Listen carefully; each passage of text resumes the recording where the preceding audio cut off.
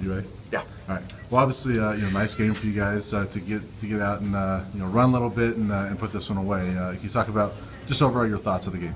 Yeah, I mean, it was. I love the pace of it. We love teams that run. I thought, in the second half especially, that it was like a track meet, and we got some really easy baskets in transition, and we knew if we could get stops and we can get out and run, that was an advantage we had in transition. I thought, and we wanted to take them out of transition, obviously, conversely on the other end, and the way you do that is by attacking the paint and get to the free throw line. I thought in the first half, we fouled too much. They were 14 for 15 from the line in the first half.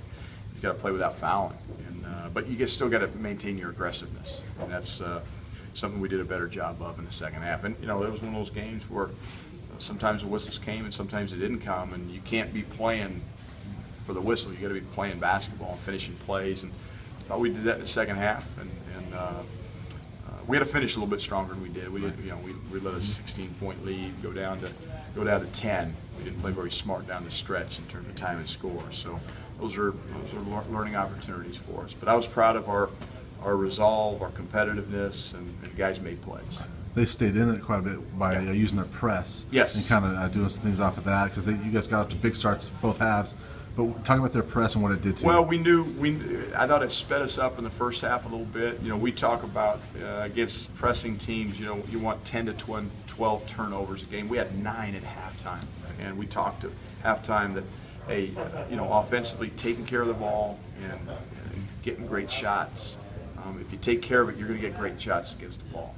And we did a better job of that in the second half. Second half, we came out with 3 turnovers. We handled their press. We made them pay. We converted on the other end, and that's what you have to do when teams are going to press you and extend their defense. You got to attack and make them pay. And I thought we did that in the second half.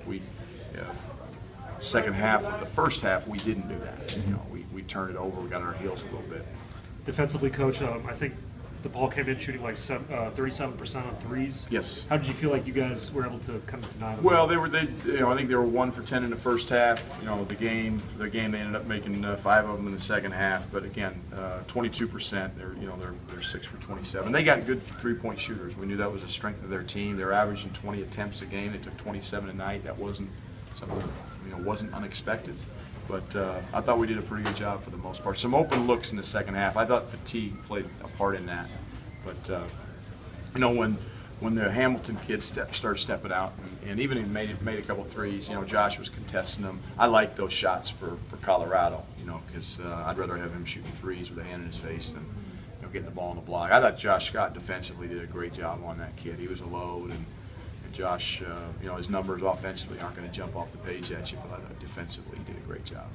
I'm not sure I've seen Skia play a better game. Yeah, Ski was great. He was good offensively. He was good defensively. Good floor game. I thought Ski was a big difference in the game. I thought Jerron Hopkins defensively. We started him tonight because Billy Garrett's a 6'6" point guard, and Jerron gives us size at that position. I thought he did a good job for the most part all night on him. So.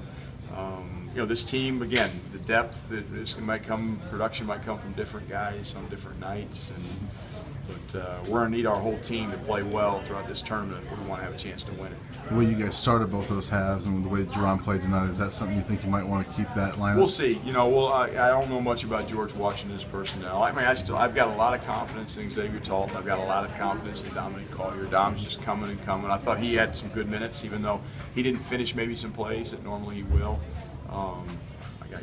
Those guys are going to be key to us, and so it's not about necessarily who starts the game; it's who finishes and who plays well when they're in there. So. You mentioned Josh's defense. Mm-hmm. He looks very frustrated offensively. He even missed 3 free throws in a row, which is very unusual for him. Yeah. I think again we ask so much out of Josh to defend and to rebound, and my whole thing is as long as he's defending and rebounding, I'll take. That Josh Scott. We know he's better offensively than maybe he showed tonight. And again, it was a physical game, and those whistles, sometimes he would normally get those calls, and they didn't come tonight. And we just got to, we talk about finishing, and that's one of the things we talked about in the second halftime. The second half we had to do is we have to finish plays. Look at Torrey Miller and a couple plays down there at the end. Got to finish those. I mean, that's what we have to do. And Josh didn't finish like he's capable of tonight, but. Again, I love the kid. I believe in everything he stands for. So, you know, the frustrations, you know, that's part of basketball. You got to learn to deal with it. Thanks, Coach. Thanks, Coach. Appreciate it.